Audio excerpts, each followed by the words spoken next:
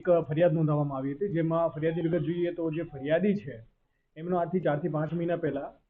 જે પકડાયેલા આરોપી છે એમને એમની જાણ વગર અને એમની સંમતિ વગર એક અંગત પડનો વિડીયો, જે ઓબ્જેક્શનેબલ વિડીયો છે એ બનાવી અને ત્યારબાદ જે ફરિયાદીનો છે એને રિસન્ટલી એમનો કોઈ અનનોન નંબરથી પહેલા એક વન ટાઈમ સી કરીને આ વિડીયો મોકલવામાં આવ્યો હતો અને પછી એનો સંપર્ક કરીને કહેવામાં આવ્યો હતો કે આપની એક મેટર આવી છે, અગર સોલ્વ કરવી હોય તો આપ રૂબરૂમાં મળી જાઓ। પછી ફરિયાદીને જે આ એક પકડેલા આરોપી છે અશ્વિન લક્ષ્મીકાંત ચૌહાણ, જે પોતાને સત્ય ન્યૂઝના તંત્રી તરીકે ઓળખ આપે છે અને એના તંત્રી છે,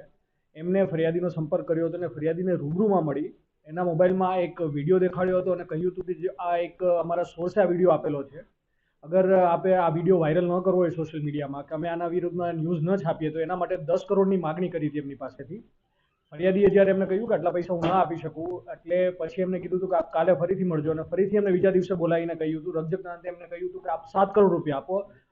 નહીં આપો તો 24 કલાકમાં આ વિડીયો છે એ સોશિયલ મીડિયામાં વાયરલ થઈ જશે અને અમે અમારું ન્યૂઝ ચેનલ છે એના ઉપર આ વિડીયોને પબ્લિશ અને તરત જ રાતે આ બાબતમાં એફઆઈઆર દાખલ કરી અને 2 આરોપીની ધરપકડ કરવામાં આવી છે, જેમાં પ્રથમ આરોપી છે એ અશ્વિન લક્ષ્મીકાંત ચૌહાણ છે, પોતે સત્ય ન્યૂઝના તંત્રી છે અને નેશનલ એનસીપી જે પાર્ટી છે એના ગુજરાત પ્રદેશના ઉપપ્રમુખ છે।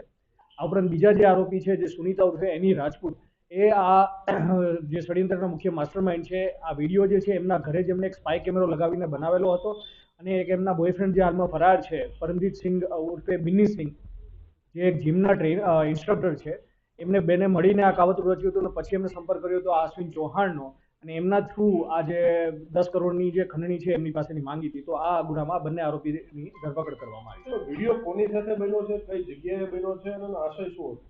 આ વિડીયોમાં જે ફરિયાદી છે એમનો સંપર્ક છે એક અન્ય મહિલા સાથે આ એનીએ કરાવેલો હતો અને એનીએ પોતાના જ ઘરે આ વિડીયો આ જે ફરિયાદીની જાણ બહાર ત્યાં બનાવડાવેલો છે અને જે મેં પહેલાં કહ્યું કે એમના માટે એક સ્પાય કેમેરાનો યુઝ કરવામાં આવેલો હતો વિડીયો રેકોર્ડ કરવા માટે અને એમનો આશય પહેલેથી જ આ વિડીયો બનાવવાનો આશય હતો, કેમ કે એમની જાણ બહાર આ વિડીયો બનાવેલો છે, which is violation of privacy under the IT act, એટલે અને પહેલેથી જ જે ગુનાહિત કાવતરાનો જે મુખ્ય આશય હતો એ જે ફરિયાદી પાસેથી છે પૈસા પડાવવાનો હતો। ડીલ કેટલો સમય થયો?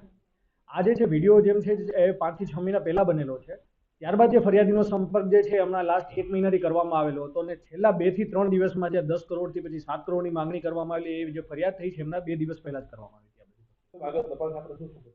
આ બાદ અમે એ બી તપાસ કરી રહ્યા છે કે જે આરોપી જે પકડાયેલ એની રાજપૂત છે, એના બોયફ્રેન્ડ આપણા ફરાર હોય તો એની બી ધરપકડ કરવા માટે અમે અમારી ટીમો કાર્યરત કરી છે। આ ઉપરાંત બીજા કેટલા લોકો સાથે આ ગેંગે આવી રીતના કૃત્ય કરીને હની ટ્રેપ કરીને એમની પાસેથી ખંડણી મેળવી છે એની અમે તપાસ કરી રહ્યા છીએ। પ્રાથમિક તપાસમાં એ આવ્યું છે કે જે આરોપી છે એની રાજપૂત અને એના બોયફ્રેન્ડ જે હાલમાં ફરાર છે બિન્ની સિંહ, એમની વિરુદ્ધમાં આનંદનગર પોલીસ સ્ટેશનમાં 2020માં એક ગુનો નોંધવામાં આવ્યો હતો, જેમાં બી આ બંનેએ કોઈના ઘરમાં ઘૂસીને ખોટી પોલીસની ઓળખ આપીને એમની પાસેથી માતબર રકમ મેળવેલી હતી અને આ પ્રકારના જો કોઈ બીજા ગુના છે તો એની અમે તપાસ કરી રહ્યા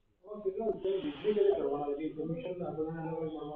કેમ કે હજી કોઈ પૈસા એમને મળેલા નથી એટલે અન્ય બી એક આરોપી હજી ફરાર છે, મળીએથી આ પૂરા ષડયંત્રમાં કોનો કેટલો રોલ છે એ કોઈ તો આગળ જોડાવ।